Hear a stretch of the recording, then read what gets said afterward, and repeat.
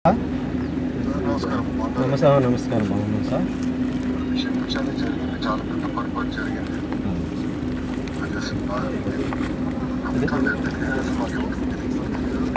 అధికారులు ఎఫ్ఐ కబుర్ చేయడం వివరించారు. నేను ఢిల్లీ కూడా మాట్లాడాను. అది కొంచెం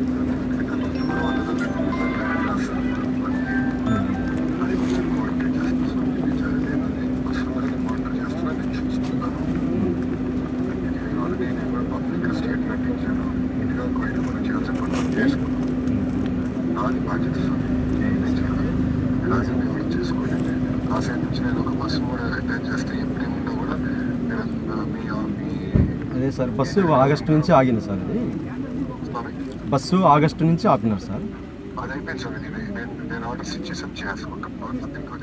నేను సెట్ చేస్తాను సార్. నేను అదే సార్ మన నేను చూసుకుంటాను సార్. అదే సార్, నాయన గారు 95లో స్వామి సమాధి అయ్యారు, కాశీ నాయన గారు. ఈయన మన యొక్క సిరిడిన సాయినాథుని లాగా ఈయన గొప్ప మహనీయుడు మా యొక్క ఏరియాలో. నాయన గారు ఎన్నో వందల ఆశ్రమాలు ఉన్నాయి. నాయన గారు వచ్చిన తర్వాతని ఈ అన్నదానం అనేటువంటిది తెలిపాడు. ఫస్ట్ తాతగారికి కూడా ఆ యొక్క తిరుపతిలో అన్నదానం చేయమని కూడా నాయన గారు చెప్పడమే అది. ఎందుకంటే స్వామి ఆయన ఈ యొక్క హైదరాబాద్ కానీ ఈ మొత్తం ఈ రాయలసీమ ఈ తెలంగాణ ఎన్ని ఏరియాలన్నీ బాగా తిరుగుతుండేవాడు ఆయన.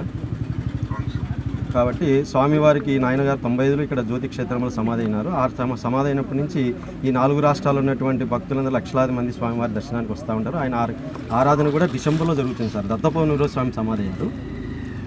ఈ యొక్క జ్యోతి క్షేత్రంలో పూర్వం గొప్పగా జరిగినట్టు సార్. ఇక్కడ అన్నపూర్ణేశ్వరి స్వామి విగ్రహ స్వరూపంలో ఆయన ప్రత్యక్షమైంది. ఆయన తొవ్వి తీవించిన తర్వాత అమ్మవారు అన్నపూర్ణేశ్వరి ఆమె నరసింహస్వామి దగ్గర పెట్టేసి అక్కడి నుంచి ఈ యొక్క బయటికి బయలుదేరి ఈ ప్రాంతాలన్నింటిలో అన్నదానం చేయలేను, అన్నదానం గొప్పగా అన్నదానికని ఆయన పోయి ఈ యొక్క ఆశ్రమంలో కానీ క్షేత్రంలో కానీ ఆయన పాదం పెట్టి ఇక్కడ అన్నదానం చేస్తే జరుగుతుంది అని చెప్పి అట్లా భక్తులందరికీ ఉత్తేజం తెలుపుతూ మా భక్తుల మనోవేదన అటువంటిది తీర్చుకుంటూ వాళ్ళ కోరికలు నెరవేర్చుకుంటూ స్వామి ఈ యొక్క రాయలసీమ కానీ ఈ 4 రాష్ట్రాలలో ఆయన ముఖ్యమైనటువంటి వాళ్ళు కానీ ఎవరన్నా కానీ తనకే తను వచ్చి వాళ్ళకి దర్శనం ఇస్తూ ఉండేవాడు స్వామి.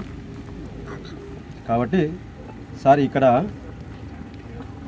వీరారెడ్డి గారి టైంలో సార్, ఇక్కడ వీరారెడ్డి గారి టైంలో రోడ్డు వేయడం కానీ కరెంటు ఇవ్వడం కానీ కాశీనాయన మండలి పెట్టినది కూడా నాయన గారి టైంలోనే. మన చంద్రబాబు నాయుడు గారి టైంలోనే ఈ మొత్తం అన్ని జరగడం కూడా ఆ యొక్క క్షేత్రానికి కరెంటు కానీ రోడ్డు కానీ మండలం కానీ అభివృద్ధి పని అంతా కూడా మీ టైంలోనే జరిగింది.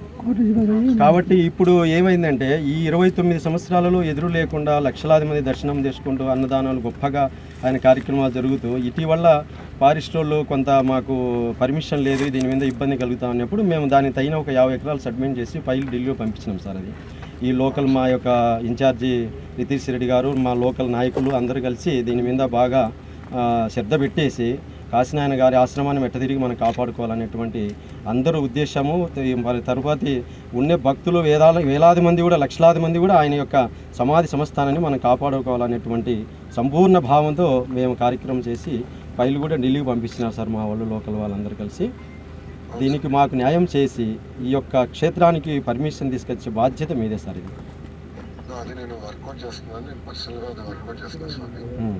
ఇమీడియట్గా 2 విషయాలు. ఒకటే బస్సు ఒకటి నేను నాకు 4-5 రోజులు కూడా అది ఇమీడియట్గా మళ్ళీ ప్రారంభిద్దాం. రెండోది ఏదైతే వీళ్ళు మాకు చెప్పకుండా చేసిందో అది వ్యక్తిగతంగా నేను చూసుకుంటా స్వామి. అది ఇంకోసారి జరగదు.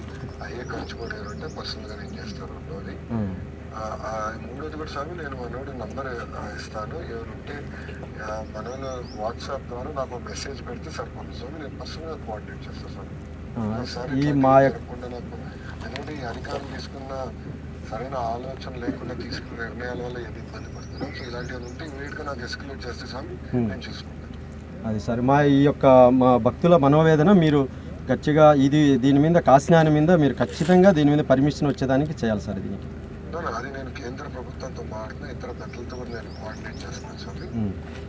ముందర మీకు ఇబ్బంది లేకుండా చేస్తాను. పర్మిషన్ కొంచెం టైం పెట్టినా అది ఎట్లా సాధించాలో వర్కౌట్ చేసి నేను చేస్తాను సార్. అదే సార్, మన ఫైల్ కూడా రితీష్ రెడ్డి గారు అందరూ కలిసి ఢిల్లీలో ఉంది ఫైలు. ఆ ఫైల్ను మీరు ఒక పరిశీలించి మాకు ఎంతవరకు వాళ్ళు నా వివరాలు నేను తీసుకుంటే మీ సైడ్ నుంచి ఒక పర్సన్ అటాచ్ చేయండి స్వామి. చేస్తే స్వామి టైం టు టైం మనతో కోఆర్డినేట్ చేయమని చైతన్య ఉంటాడు, అది చేసుకుంటారు స్వామి. అన్నీ రియల్ టైం మీరు coordinate thank you sir. Thank you స్వామి. ఇదే సార్ మీ సార్. క్షమించాలి. ఇదమ్మా నమస్తే నమస్తే సార్. నమస్కారం.